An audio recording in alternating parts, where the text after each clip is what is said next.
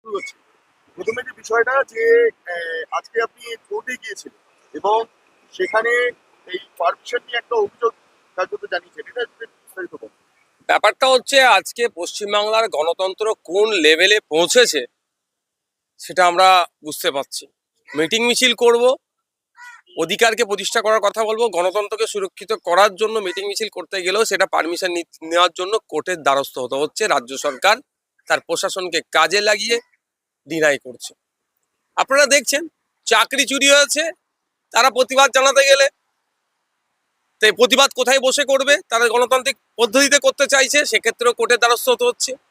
সরকারি কর্মচারীরা ডিএ ঠিকঠাক পাচ্ছে না, তারা প্রতিবাদ জানাতে গেলে সেখানে রাজ্য প্রশাসন তাদেরকে অনুমোদন করছে না, ফলে তাদেরকে কোর্টে ছুটে যেতে হচ্ছে, সেখান থেকে তাদেরকে অনুমোদন নিতে হচ্ছে। এক্ষেত্রেও আমরা আগামী 21শে জানুয়ারি আমাদের পার্টির প্রতিষ্ঠা বার্ষিকী উদযাপন করার জন্য